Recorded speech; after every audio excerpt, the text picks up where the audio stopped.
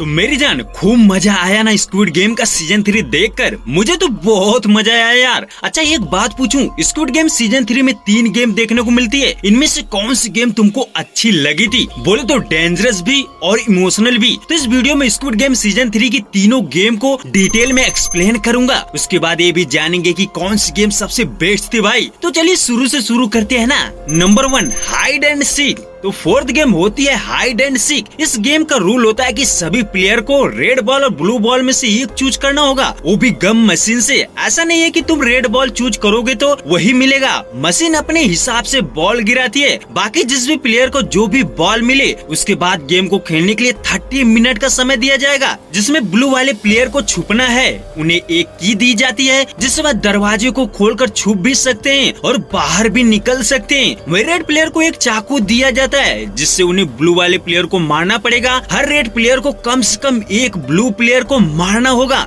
नहीं तो वह खुद एलिमिनेट हो जाएगा। तो ये था हाइड एंड सीक की गेम का रूल्स। अब गेम जैसे ही स्टार्ट होती है सभी प्लेयर आपस में झगड़ने लगते हैं कि ये चीज सही नहीं है, हमें छुपना है, हमें मारना है। तो स्क्विड गेम की तरफ से ये भी बोला जाता है कि अगर कोई प्लेयर इस चीज से सहमत नहीं है तो वह दूसरे प्लेयर से अदल बदल सकता है यार। तो हम देखते हैं कि प्लेयर नंबर 007 अपनी माँ से बोलता है कि माँ तुम ये चाकू मुझे दे दो और मेरा ड्रेस तुम पहन लो, मैं जानता हूँ कि तुम किसी को मार नहीं सकती। तो प्लेयर नंबर 007 अपनी माँ से अदला बदली कर लेता है। वही हम देखते हैं कि प्लेयर नंबर 333 यानी म्योंगजी, उसको भी ब्लू बॉल मिलती है बट जूनी को रेड बॉल। तो म्योंगजी उसके पास जाता है, उसे समझाता है कि तुम किसी का खून नहीं कर सकती, तुम कमजोर हो, ये चाकू मुझे दे दो। लेकिन जूनी नहीं मानती बट म्योंगजी उससे कहता है कि मैं तुम्हें बचाना चाहता हूँ, मैं तुम्हें और अपने बेटे को कभी भी कुछ नहीं होने दूंगा। यानी कुल मिला जुला कर इतना इमोशनल कर देता है कि बेचारी म्योंगजी मान जाती है। सोचो भाई यहाँ तक भी बोल डालता है कि ठीक है तुम मुझे चाकू मत दो, गेम जब स्टार्ट होगी तो मैं खुद तुम्हारे पास आऊंगा, तुम मुझे मार देना जिससे तुम दोनों बच जाओगे। बस इसी बात पर जूनी पिघल जाती है और चाकू उसे दे देती है। म्योंगजी उससे वादा करता है कि एक बंदे को मारकर मैं जरूर तुम्हें ढूंढता हुआ आऊंगा। अच्छा पहले ये बता देता हूँ कि कौन कौन ब्लू टीम में है, कौन कौन रेड टीम में। देखिए ब्लू टीम में जूनी, दादी, यूंजू और देहो। वही प्लेयर नंबर 100 और ये तंत्र मंत्र वाली औरत। अब रेड टीम वाली की बात करें तो गिहुन, म्योंगजी, मिनसू, नामग्यू और प्लेयर नंबर 007। तो ये तो रहे कुछ लीड कैरेक्टर कि कौन किस टीम में है। गेम स्टार्ट होने से पहले दो चीजें देखने को मिलती है। एक तो गिहुन और देहो में लड़ाई हो जाती है, क्योंकि जब गिहुन प्लेयर के साथ फंसा हुआ था तो देहो को मैगजीन लाने को भेजा जाता है बट वह डर के मारे छुप जाता है, जिसकी वजह से प्लेयर्स मारे जाते हैं। तो जैसे ये बात गिहुन को पता चलती है तो वह देहो को बार बार घूर घूर कर देख रहा था, इसीलिए परेशान होकर देहो गिहुन से गुस्से से बात करता है और प्लेयर्स के मरने का इल्जाम उस पर लगाता है। बट गिहुन जानता था कि अगर ये मैगजीन ला देता तो हम शायद उन्हें हरा सकते थे। तो गिहुन गुस्से में था, वह देहो को ही मारने की सोचता है। वहीं दूसरी ओर हम देखते हैं कि नामग्यू म्योंगजी से कहता है कि चलो हम लोग साथ में गेम को खेलते हैं, तू दिमाग में तेज है, हम दोनों मिलकर ब्लू वाले प्लेयर्स को मारेंगे। म्योंगजी भी उसके साथ खेलने को तैयार हो जाता है। दोनों निकल पड़ते हैं ब्लू प्लेयर को खोजने के लिए। वहीं जूनी पूरी तरह से कमजोर हो चुकी थी क्योंकि उसका बेबी बॉर्न होने वाला था, वो भी आज ही के दिन। तो वह ठीक से चल नहीं पाती, तो यूंजू उसकी बहुत मदद करती है यार। गिहुन तो देहो को जैसे तैसे खोज लेता है। अब देहो उससे माफी मांगता है कि गलती हो गई, मुझे छोड़ दो। तो गिहुन को जानते हैं कि वह किसी को मार नहीं सकता था, वह कितना नरम दिल का है। वह एक पल के लिए संकोच करता है कि नहीं मारूं, पर देहो चालाकी करता है, वह चाकू से गिहुन पर वार करता है। दोनों में लड़ाई होती है, फिर गिहुन उसे मार देता है। वहीं म्योंगजी नामग्यू के साथ मिलकर दोनों दो प्लेयर को बहुत जल्दी से मार देते हैं। तो म्योंगजी जूनी से वादा किया था कि मैं तुम्हें ढूंढता हुआ आऊंगा। अब जैसे म्योंगजी उसे ढूंढने जाता है तो नामग्यू से कहता है कि हम दोनों तो पास हो गए, अब चल ब्लू प्लेयर को ढूंढ ढूंढ कर मारते हैं, जिससे इनाम की रकम बढ़ती जाएगी। म्योंगजी उसकी बात में आ जाता है। दोनों ब्लू प्लेयर को ढूंढ ढूंढ कर मारना स्टार्ट करते हैं। देख रहे हो भाई, पैसे की लालच इंसान को क्या क्या कराती है। ये पास होने के बावजूद भी इतनी बड़ी बेवकूफी करते हैं। उधर जूनी को लेकर यूंजू परेशान थी, वह कई लोगों से लड़कर उसे बचाती रहती है। फिर एक कमरे के अंदर हम देखते हैं कि जूनी को बेटी होती है। ये तीनों बहुत खुश थे। यूंजू कहती है कि रुको मैं यहाँ से निकलने का रास्ता ढूंढती हूँ। अब जैसे यूंजू रास्ता ढूंढने जाती है तो वह उसे दरवाजा मिल जाता है। वहीं पर यूंजू सोचने लगती है बट उसका जमीर गवाही नहीं देता। वह दोबारा से वापस आती है ताकि जूनी और दादी माँ को बाहर निकाल सके। बट भाई यही पर सबसे बड़ा कांड हो जाता है। ह्यूंजू जैसे ही उनको रास्ता बताती है तभी अचानक से म्योंगजी उसको पीछे से मार देता है और ये मोमेंट तो भाई दिल चीरने वाला था। और जब म्योंगजी को पता चलता है कि इसके साथ जुनी भी है तो वह शॉक हो जाता है, उसे बहुत पछतावा होता है। तो ये तो कांड होता ही है, बट एक और कांड हो जाता है भाई। हम देखते हैं कि दादी का बेटा 007 उनके पास आ जाता है, जिससे पता चलता है कि उसने अभी तक किसी भी बंदे को नहीं मारा था, समय खत्म होने वाला था। तो वह जूनी को मारकर खुद को बचने की कोशिश करता है। बट भाई यहाँ पर एक माँ अपने ही बेटे को मार देती है। यहाँ पर भी दिल दहल जाता है भाई। आप सोच सकते हैं कि जूनी को बचाने के चक्कर में 2 प्लेयर अपनी जान दे देते हैं। तो ओवरऑल देखा जाए तो इस गेम के दौरान टोटल 35 प्लेयर एलिमिनेट होते हैं और 25 प्लेयर सरवाइव करते हैं। वेल अब आते हैं दूसरी गेम रोप एंड जंप। इस गेम को जितनी इजी समझते हैं ना उतना है नहीं। इस गेम में इस ट्रैक पर सभी प्लेयर्स को इस पार से उस पार जाना होगा।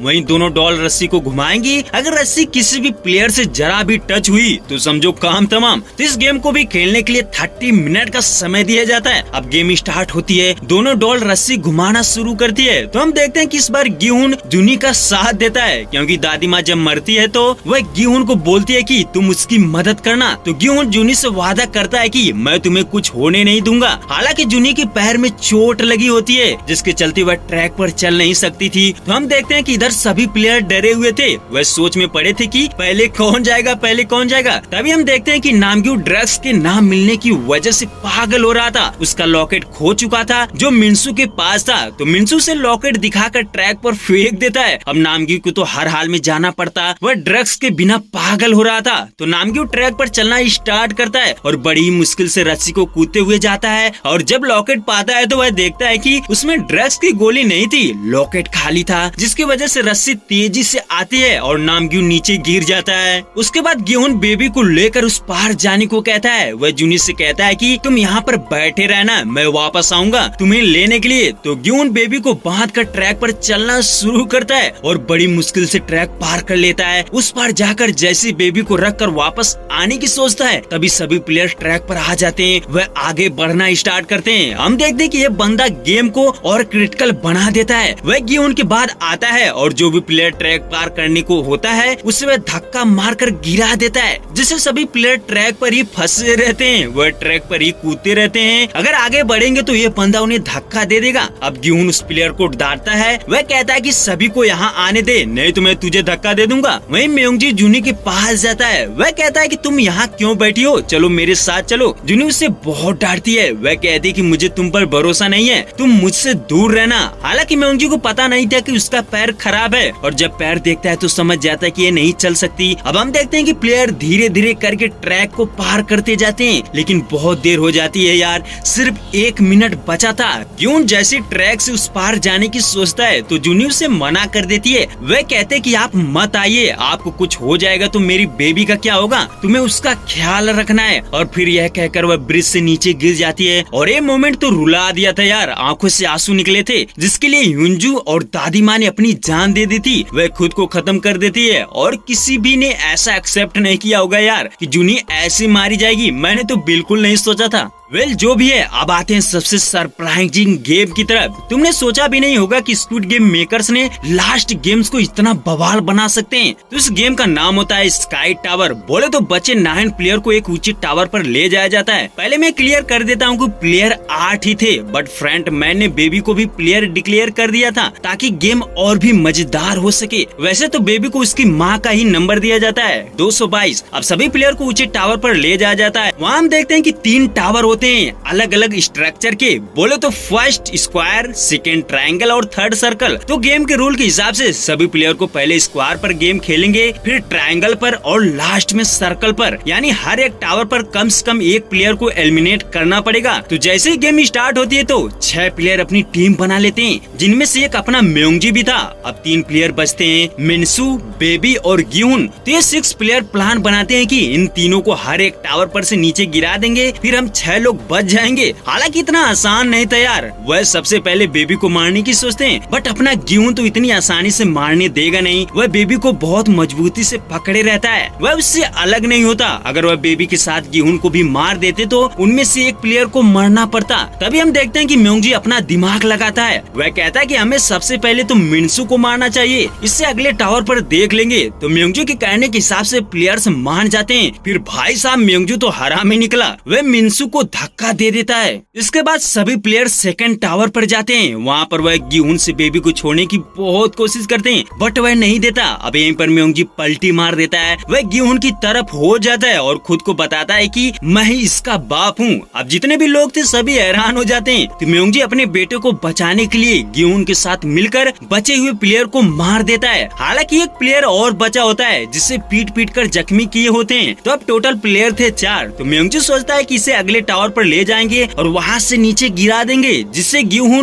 बेबी और ये बच जाएगा। बट यहीं पर बहुत बड़ा कांड हो जाता है यार। ये बंदा खुद को नीचे गिरा देता है, जिससे यह भी प्लेयर एलिमिनेट हो जाता है। अब म्योंगजी बुरा फंस जाता है। वह करे तो क्या करे। वह सोचता है कि मैं गेहूं को तो मार नहीं पाऊंगा, अगर मार सकता हूँ तो इस बेबी को। तो वह एक प्लान बनाता है। हम देखते हैं कि जैसे सीढ़ी बाहर निकलती है तो म्योंगजी झट से अगले टावर पर चढ़ जाता है और पाइप लेकर गेहूं को आने से रोकता है। उसका कहना था कि तुम बेबी को दे दो और यहाँ पर नहीं आना। तो गेहूं कहता है कि अगर तुम मुझे नहीं आने दोगे तो तुम मुसीबत में फंस जाओगे, फिर तुम और तुम्हारा बच्चा ही बचेंगे। अब गेहूं समझ जाता है कि मैं बेबी को दे दूंगा तो ये मार देगा, क्योंकि पैसों की लालच ने उसे अंधा करके रखा था। वह पैसों के लिए कुछ भी कर सकता था, इसीलिए गेहूं हार नहीं मानता। फिर जैसे तैसे लास्ट टावर पर पहुंच जाता है। वहाँ दोनों आपस में खूब लड़ते हैं और लड़ते लड़ते म्योंगजी टावर से नीचे गिर जाता है और मारा जाता है। हालांकि म्योंगजी मर जाता है, फिर भी बहुत दिक्कत हो जाती है, क्योंकि गेम के रूल के हिसाब से बटन को दबाना था, उसके बाद टाइमर चलेगा, तब जाकर गेम मानी जाएगी। तो ये दोनों बिना बटन दबाए ही एक दूसरे को मारना शुरू कर देते हैं, जिससे गेहूं बुरी तरह फंस जाता है। तो अब सिर्फ 2 लोग बचे थे, एक गेहूं, दूसरी बेबी। अगर गेहूं को बचना है तो बेबी को मारना पड़ेगा। तो मेरी जान यहीं पर गेहूं सबका दिल जीत लेता है। वह जूनी से वादा किया था कि उसकी बेबी का रक्षा करेगा। गेहूं बेबी को बचाने के लिए टावर पर से नीचे कूद जाता है और एलिमिनेट हो जाता है। सोचो किसी दूसरे के बच्चे के लिए खुद की जान लेना। गेहूं को दिल से सैल्यूट बनता है बॉस। तो भाई इन तीनों गेमों में अगर मुझे सबसे ज्यादा पसंद आई थी वो थी 4th game hide and seek. उसमें मजा आ गया था, बोले तो खतरनाक भी थी। वो नामग्यू का लोगों को मजे मजे में किल करना मजा आ जाता है। और लास्ट में जब ह्यूंजू को म्योंगजी मारता है ना, ये मोमेंट भी काफी ज्यादा सरप्राइजिंग था। वैसे आपको कौन सी गेम ज्यादा डेंजरस लगी थी?